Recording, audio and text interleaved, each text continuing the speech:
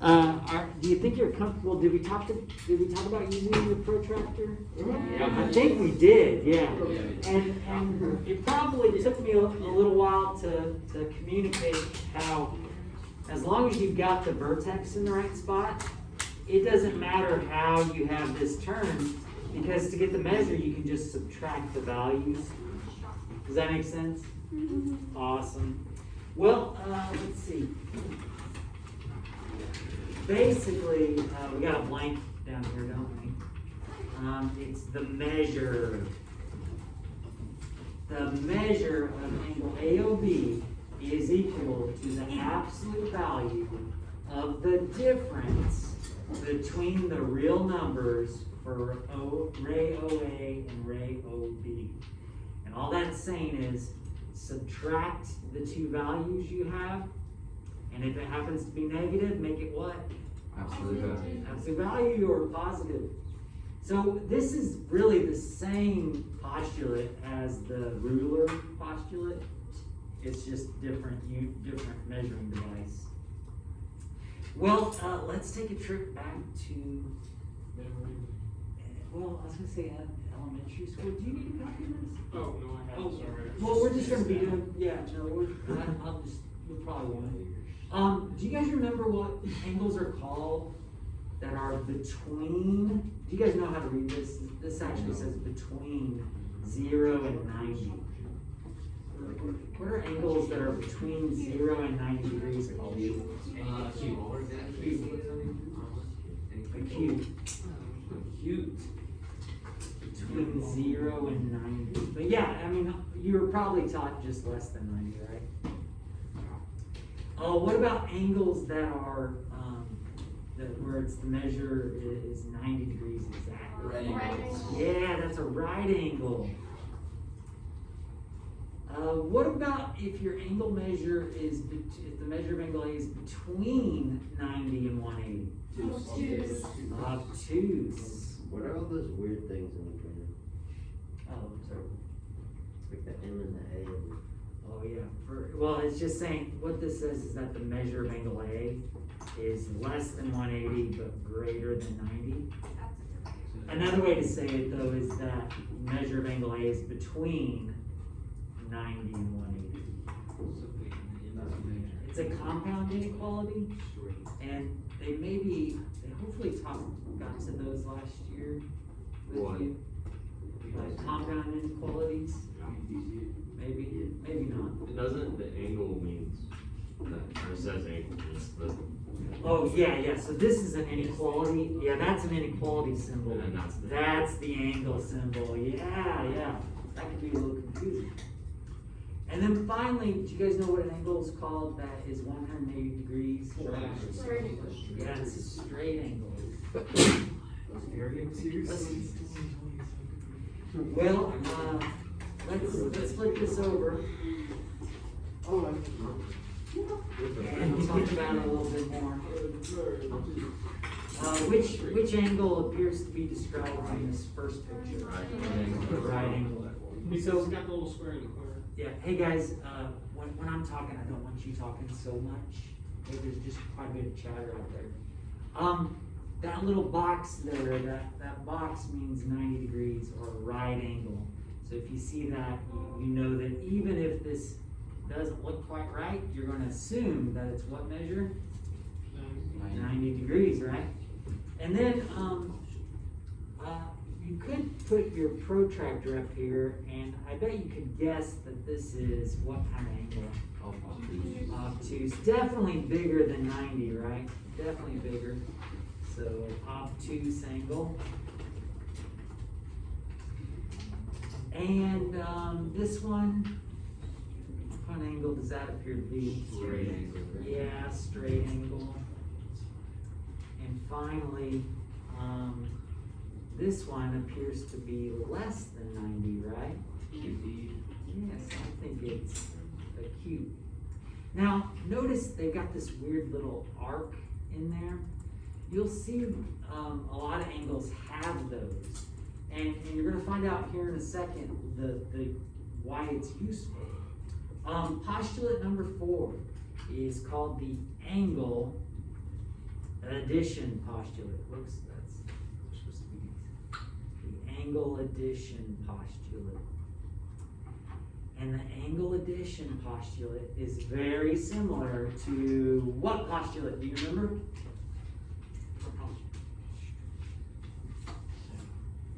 Guess number two. Maybe. Number two. Wait, no, I think it is the Yeah, the second postulate postulate. number two. I think it was, yeah. It was the segment addition postulate. Yep. Remember with the segment addition postulate? Because they're the same. If you had, yeah. So if you had a point that was between AB, we'll call it C. If it's between it, then we know that AC plus CB has to equal what? AB. That was the segment addition postulate. Well, the angle addition postulate is pretty similar. Let's draw this picture here. It says if P is in the interior of angle RST. All right, so let's draw an angle first. And an angle is composed of two what? Rays. So we'll just make an angle like so. And they want us to name it RST. So what needs to be at the vertex? S. Very good. And then it says that P is in the interior of the angle. Where do you suppose they mean by that? Middle in between. It's just another ray that's in the middle. So P is in the middle, or inside somewhere. I'm going to avoid saying middle. But we've got P on the interior, and it says then the measure of angle RST, which is the big angle, right, is equal to the sum of the measures of RSP and PST, angle PST. So they do want us to make that ray inside here, don't they? So how are we doing with our picture?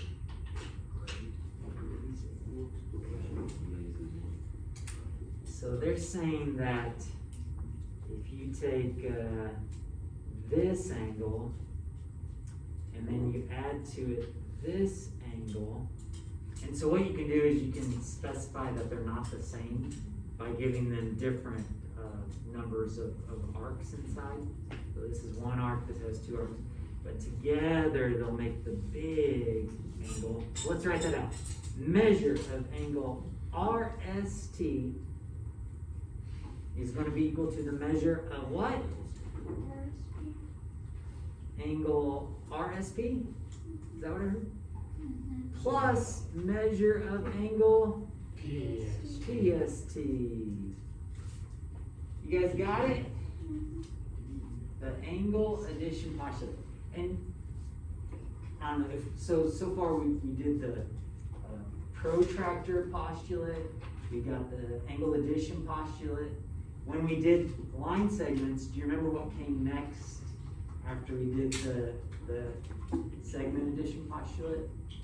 The reverse Pythagorean theorem thing.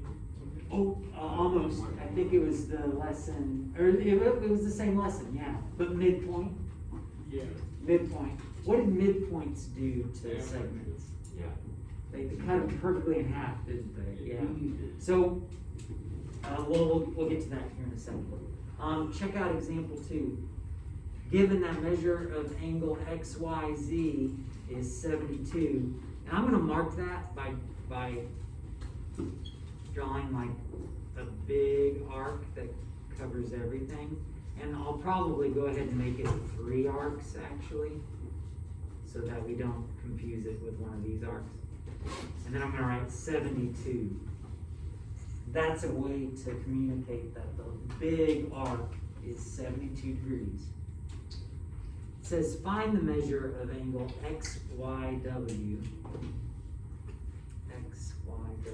and measure of angle ZYW.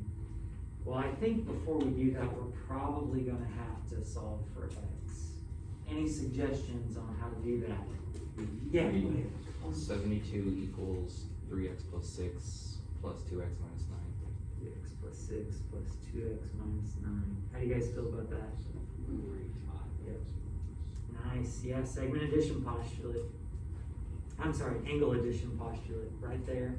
And then we got a little bit of algebra to do, don't we? Let's clean this up a little bit. We're gonna have 72 is equal to 5x minus 3. And then we're ready to do inverse operations, aren't we? We're ready to undo the minus 3 by adding 3, so the addition property of equality. And then what property of equality next? Oh, 15. The division property of equality. And what's the answer there, Kel? 15. 15. And are we done? No. Look at it. Nope, not quite done, because we need to find the measure of angle x, y, w. So the measure of angle x, y, w is 51.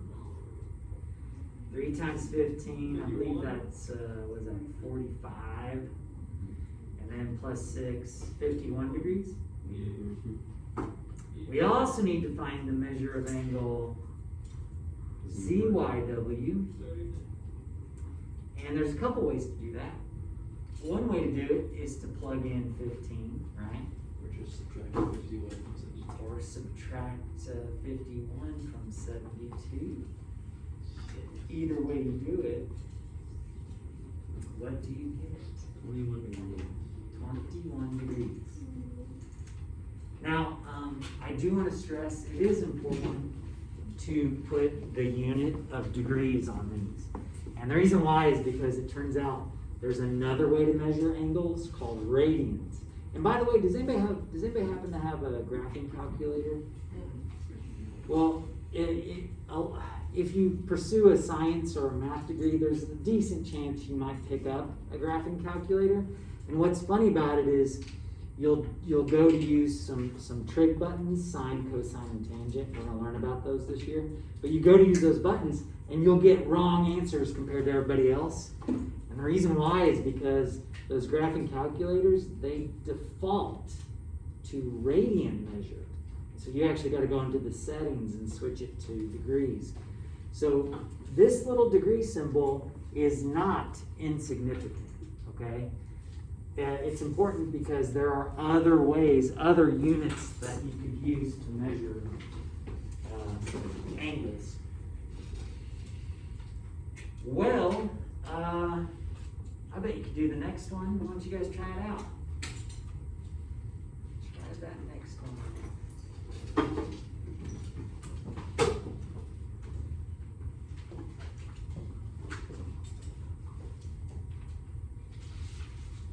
If you're stuck and don't know how to get started, I'll be walking around. Just let me know because you might just be kind of missing something. Oh,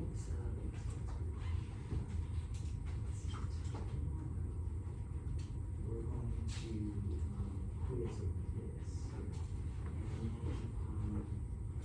And we'll start our last section, but I'm not sure how far we'll get for all those.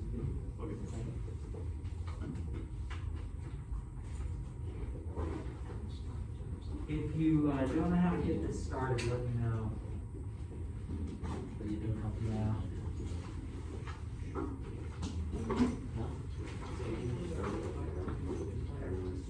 Yes. But what if they do?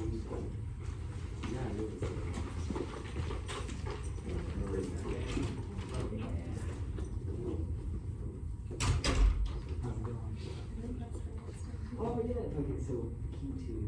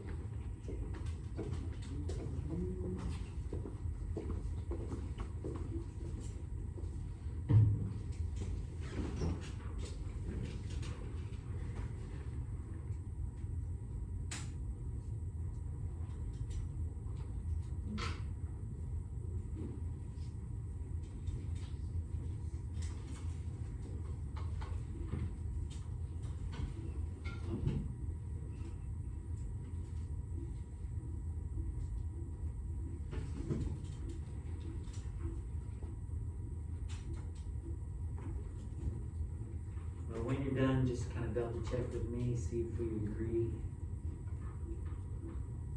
And we'll proceed.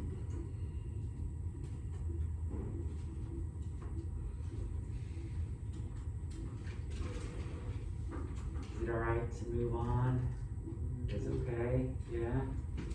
Awesome, so 27 degrees? Could we have just drawn a little mark in between the two lines, for the two rays, and then put 27 degrees there, like in between the, like showing the angle, like you did on the other one where you put 72 degrees. The arc? Yes, Oh, instead of writing the measure of angle. oh, you mean just show it on the picture? Yeah. Oh, you know what, I wouldn't mind that as long as you like boxed in your answer. It's always good to like kind of box in or circle your answer, but yeah, I'd be cool with that.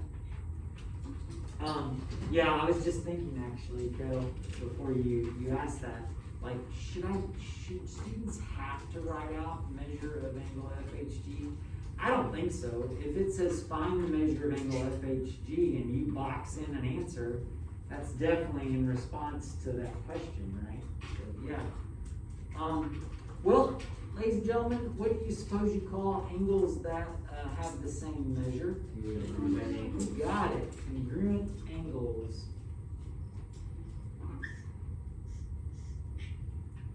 And we can show that angles are congruent by using the same number of arc marks. You guys see that? You do arc marks. Yeah, we can say that the measure of angle A is equal to the measure of angle B. So notice, if you're talking about measures, you're talking about numbers, right? So it's equal. But we can also say that the shapes are the same, and how you say that is angle A is congruent to angle B. What do you guys suppose something's called if it's a ray that divides an angle into two angles that are congruent? A bisector? And at least I heard somebody say that. Yeah, an angle bisector.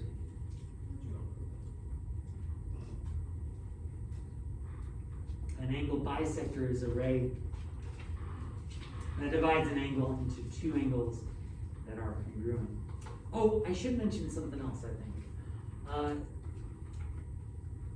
To show that two angles are congruent, you can use a single arc, or maybe you want to use two arcs because you already got single arcs somewhere else and you don't want to say that they're all four the same.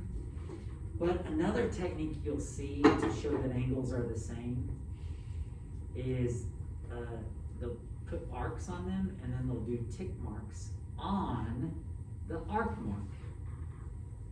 So that's another way to express that. So I thought I better share that with you because some books are a little bit different, so I want you to be exposed to everything.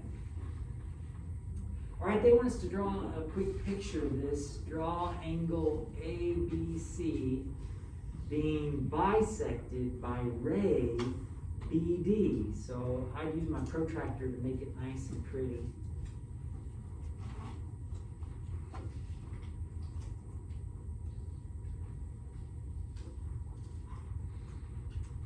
So here I've got angle A.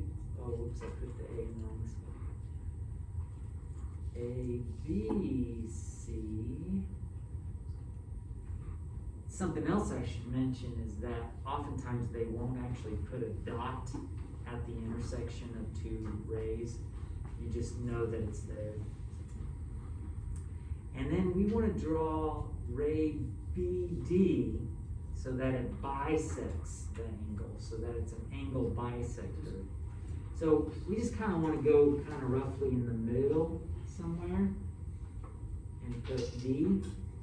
And even if we don't draw it exactly right, what can we add to the picture to let everybody know that it is in fact bisecting the angle?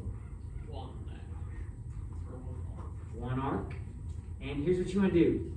You want to make it like its own arc, and then do another one.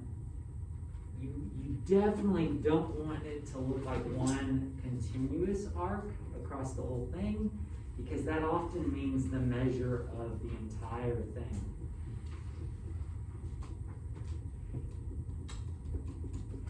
And then finally, we've got our last example here. It says ray IT bisects angle KIE. Well, if ray IT bisects angle KIE, what can I add to the picture? Oh, two arcs. Two arcs. Or maybe we do an arc with one tick mark on it. Or an arc with two tick marks on it. There's some possibilities there, but we want to show that those angles are congruent. And it also continues to tell us that measure of angle KIT is equal to 36 degrees. So I'll go ahead and label that. Well, ladies and gentlemen, if that's 36 degrees, what else do we know?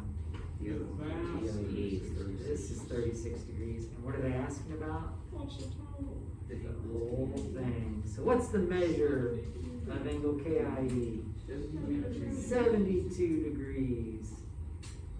What do you guys think? So anytime it says bisects, you know that the 70 are equal. Yeah, you got it. So what would it be if there's a line going through it and they're not equal? Then you get to use the whole angle addition postulate. Okay. You know, But like, like what if it doesn't give it to you?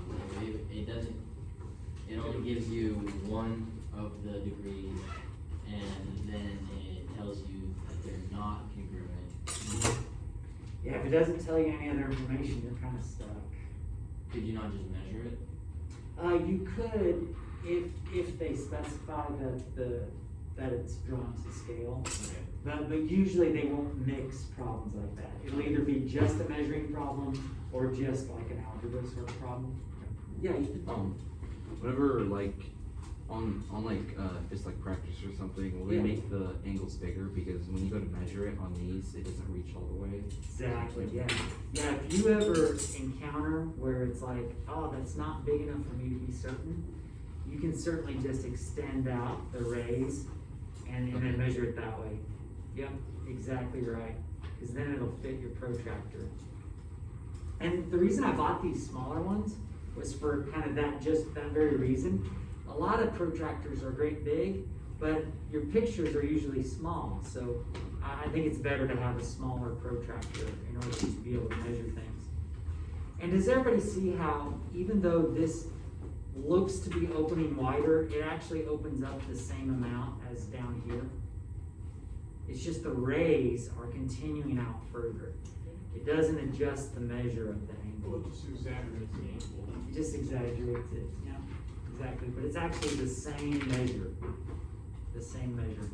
Well, ladies and gentlemen, the practice for this is page 28. Numbers 1 through 61 odds.